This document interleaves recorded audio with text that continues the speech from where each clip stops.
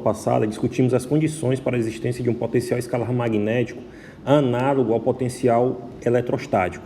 Concluímos que, no caso de uma espira plana percorrida por uma corrente I, havia uma descontinuidade igual a μ0I no potencial escalar magnético entre pontos imediatamente acima e pontos imediatamente abaixo da espira, resultado que é consequência direta da lei de Ampère.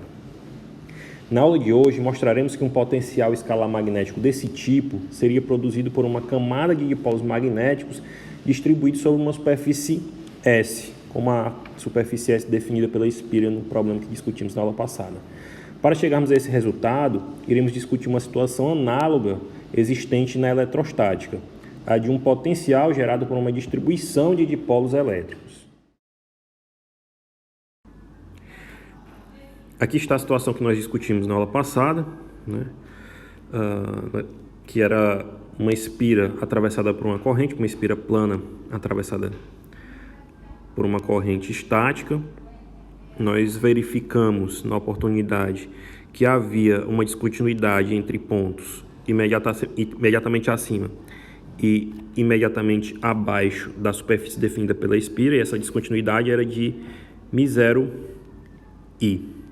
Esse problema, né, ele é análogo, né, a gente teria um potencial desse tipo, se a superfície S, né, definida pela espira, fosse preenchida com dipolos magnéticos, né, distribuídos uniformemente sobre a superfície S. E aí nós não teríamos a corrente elétrica, mas sim uma densidade superficial de dipolos magnéticos distribuídos uniformemente na superfície definida pela espira. E nesse caso, né, numa situação como essa, nós teríamos a mesma situação da 8.24, ou seja, nós teríamos uma descontinuidade no potencial escalar magnético entre pontos imediatamente acima e imediatamente abaixo dessa superfície, né, na qual existe uma distribuição uniforme de dipolos magnéticos. O que nós vamos fazer agora é analisar uma situação análoga, que é o potencial eletrostático gerado por uma densidade superficial de dipolos elétricos, e a partir da expressão que nós obtivermos para o potencial eletrostático, nós vamos obter uma expressão semelhante para o potencial escalar magnético. Antes de nós chegarmos ao potencial gerado por uma distribuição superficial de dipolos, nós precisamos definir o potencial eletrostático num ponto P, devido a um dipolo pontiforme P na origem do sistema cartesiano, né? Com o P, né, o vetor dipolo elétrico, orientado conforme nós vemos aqui na figura 8.8. Então, potencial eletrostático gerado pelo dipolo elétrico pontiforme no ponto P vai ser igual ao produto escalar do dipolo elétrico pelo vetor posição dividido por 4π epsilon zero, que multiplica o módulo do vetor posição ao cubo. Isso aqui vai ficar igual a P, módulo de P, vezes o cosseno de θ, que é o ângulo entre a direção do vetor dipolo elétrico e o vetor posição, que orienta, né, a posição do ponto P. Então, isso aqui tudo dividido por 4π epsilon zero vezes o módulo de R ao quadrado. Essa aqui é a equação 8.2.5. Essa situação ela já foi analisada na seção 4.4 do volume 3 do Física Básica. Então, se você quiser ver um pouco mais a fundo, basta você revisitar essa seção do livro. Bem, com o potencial eletrostático gerado por um dipolo elétrico no ponto P definido, nós vamos agora considerar uma densidade superficial desses dipolos, né, uma densidade superficial delta, onde o elemento de dipolo vai ser igual ao produto da densidade superficial de dipolos com o elemento de área ds. Obviamente que como o dipolo elétrico é um vetor, o elemento de área ds é um elemento de área orientado, né? Onde o vetor elemento de área vai ser igual a n, que é um vetor normal, vezes o elemento de área ds.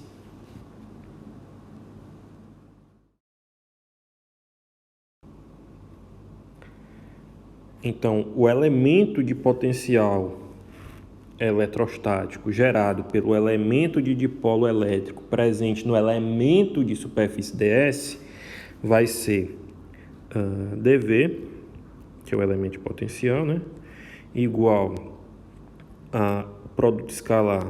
E aí a gente vai se basear na 8.25, né, 8.2.5.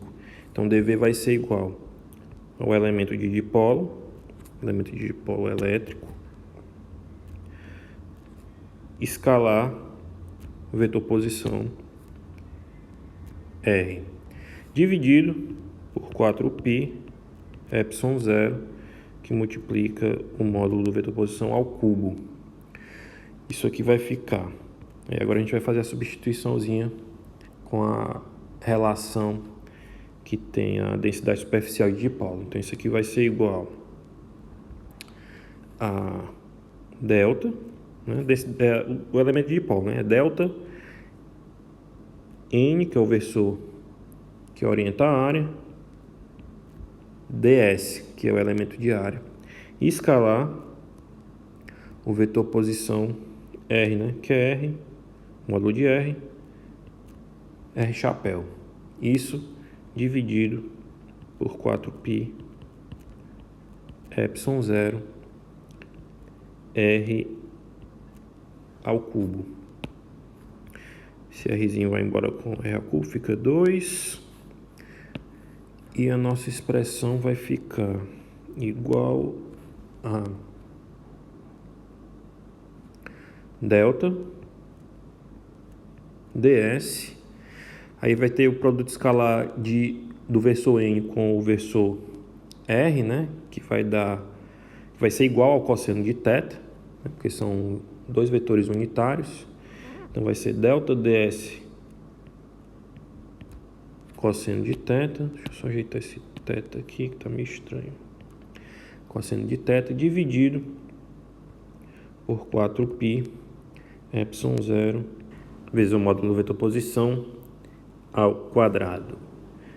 Bem, então o elemento de potencial dV vai ser igual a delta, que é a densidade superficial de dipolos elétricos, que multiplica ds, que é o elemento de superfície, vezes o cosseno de θ, onde θ é o ângulo entre o versor de área e o vetor posição, dividido por 4π epsilon zero vezes r ao quadrado, onde esse termo aqui, ó, ds cosseno de θ dividido por r ao quadrado, é o ângulo sólido, né? É o ângulo sólido sobre o qual ds é visto a partir do ponto P.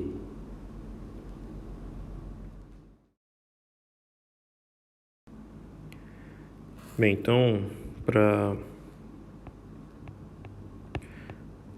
calcular o potencial no ponto P, né, gerado pela distribuição de dipolos, basta a gente integrar a expressão que nós obtivemos acima, né? Então, V no ponto P vai ser igual a integral de dV, né? Isso aqui vai ficar delta e 4π epsilon zero são constantes, vão sair da integral, né? Então isso aqui vai ficar igual a delta dividido por 4π epsilon zero, que multiplica a integral de superfície de ds cosseno de θ sobre r ao quadrado.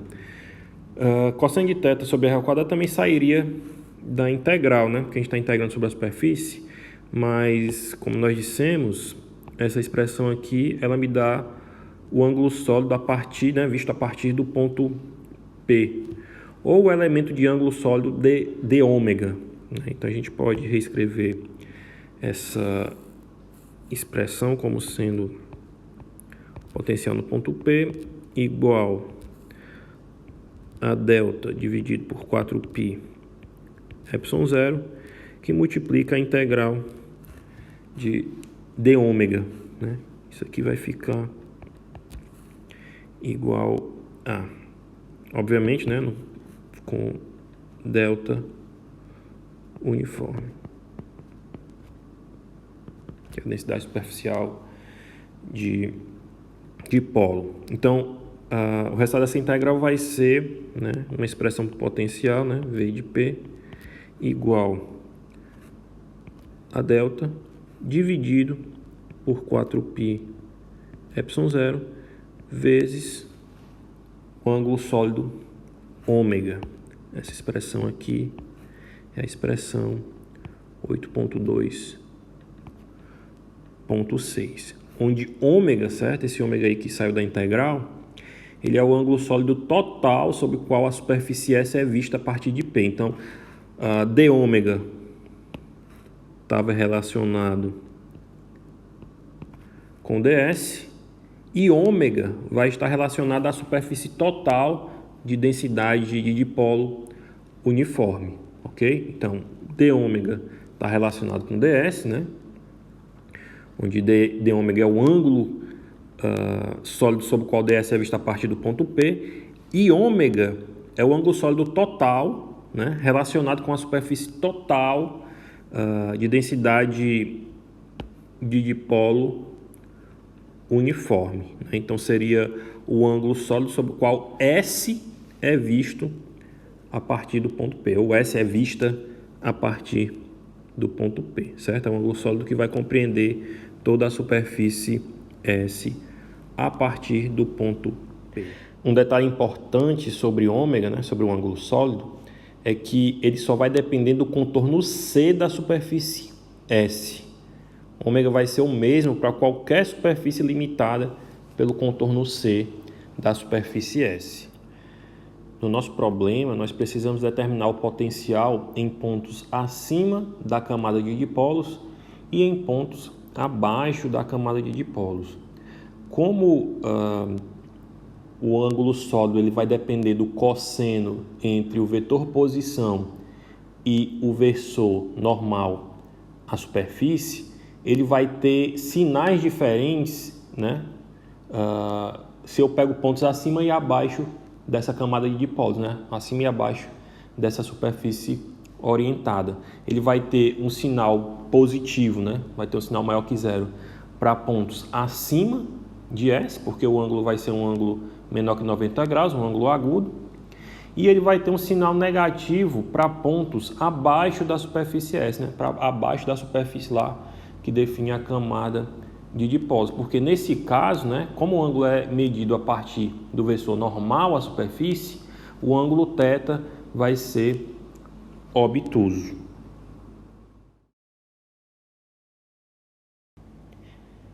No nosso problema, nós estamos considerando pontos muito próximos da superfície S, acima e abaixo. O que vai acontecer quando eu tomo pontos cada vez mais próximos da superfície? Se eu for considerar aqui o meu ponto P2 que está acima e eu tomar, né, pontos cada vez mais próximos de S, né, se eu fizer P2 tender a S por cima, o ângulo ômega vai tender a 2π positivo, né, que é o semi-espaço.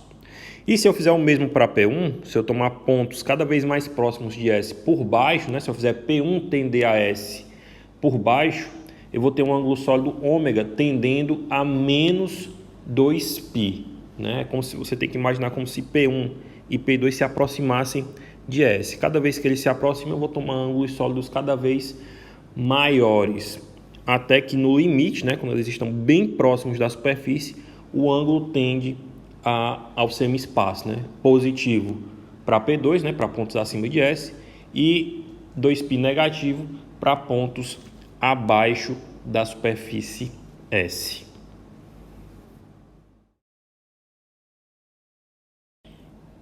Bem, depois dessa análise que nós fizemos, né, essa breve análise sobre o ângulo sólido, né, com essa informação nova, agora nós podemos calcular a diferença de potencial para pontos imediatamente acima, né, entre pontos imediatamente acima e imediatamente abaixo, né, da camada de dipolos, né, da superfície com densidade de dipolos uniforme. Então, desse modo, a gente vai ter que Vp2 menos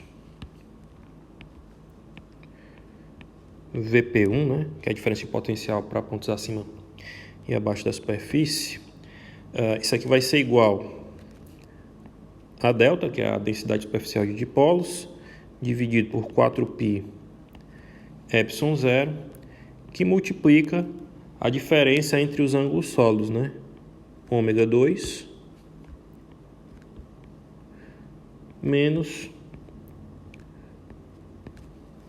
ômega 1. Né? Nós vimos que, né, nossa análise para pontos próximos, ômega 2 é maior que zero, né? Ou seja, ele vai tender a 2π quando eu me aproximo da superfície, e ômega 1, que é o ângulo definido a partir de P1, ele vai tender a menos 2π, né, quando eu tomar P1 bem próximo da superfície. Então, essa nossa diferença de potencial aqui vai ficar Vp2 menos Vp1 igual, vou repetir esse termo, né, delta dividido por 4π epsilon zero, que multiplica os respectivos ângulos sólidos, né? Ômega 2 vai tender a 2π e ômega 1 vai tender a menos 2π.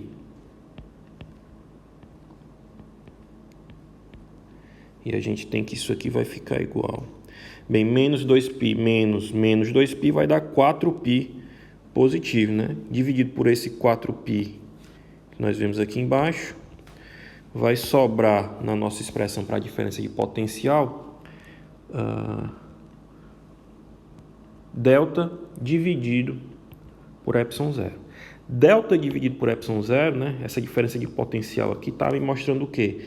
Que eu vou ter também, no caso de dipolos elétricos, uma descontinuidade, né, quando eu tomo pontos acima e abaixo da superfície, né, da camada de dipolos. Da mesma forma que ocorreu, né, que nós observamos para o potencial escalar magnético, o potencial escalar elétrico, né, potencial escalar eletrostático, também vai apresentar uma descontinuidade para pontos acima e abaixo de uma camada de dipolos. Eu não sei se vocês já perceberam, mas o capítulo 8, né, principalmente a partir do tópico 8.2, ele se dispõe a mostrar as semelhanças entre os campos elétrico e magnético. Até aqui, né, os dois campos, no caso estático. O que o livro está fazendo é introduzindo aos poucos, né, a relação existente entre esses dois campos, que vai culminar, né, como nós dissemos no início do curso, com as equações de Maxwell para campos variáveis no tempo. Então, ele está sempre buscando, né, as semelhanças, as analogias entre esses dois tipos de campos. E diante disso, né, uma das primeiras coisas que ele faz é essa análise, né, da superfície com densidade de dipolo uniforme. Nós encontramos, né, para o nosso potencial de dipolo gerado, né, por uma superfície de dipolo, de densidade de dipolo uniforme, um potencial Vp igual a delta, que é a densidade superficial de dipolo, né, que é uniforme, dividido por 4π epsilon zero, que multiplica uma integral de superfície do ângulo sólido, né, que é ds cosseno de θ dividido por r ao quadrado. Para passar, né, do potencial eletrostático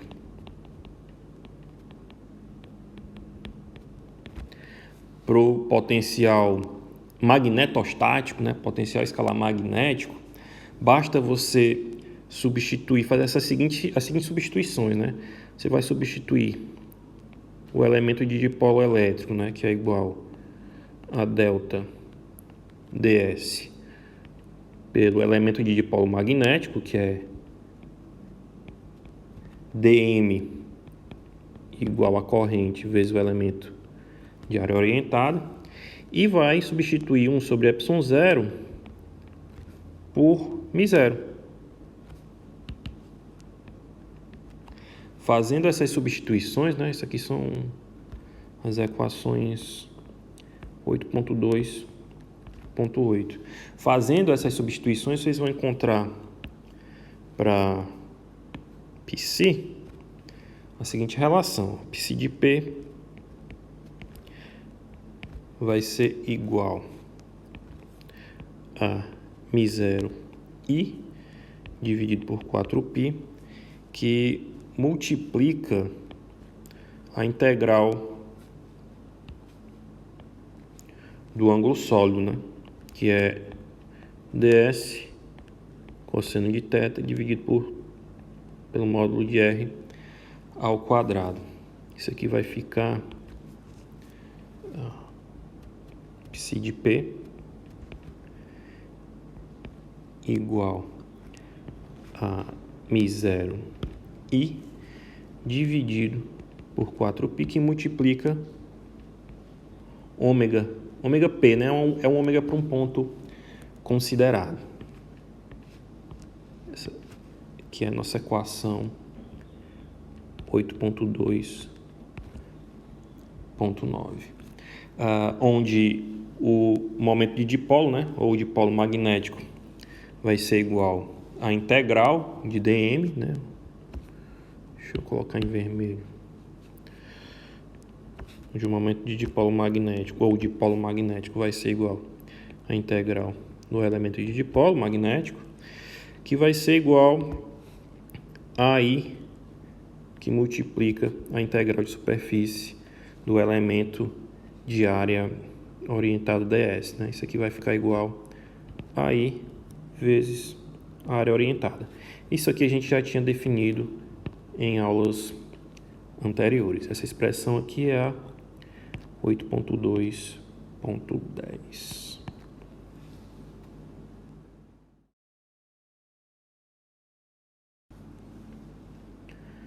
Se nós utilizarmos a 8.2.9, que é essa aqui, para calcular a diferença de potencial magnético em pontos acima e abaixo da superfície da espira, né, do problema que nós discutimos no início da aula, nós vamos encontrar a mesma descontinuidade que nós encontramos anteriormente, ou seja, μ0 I. Então, se nós fizermos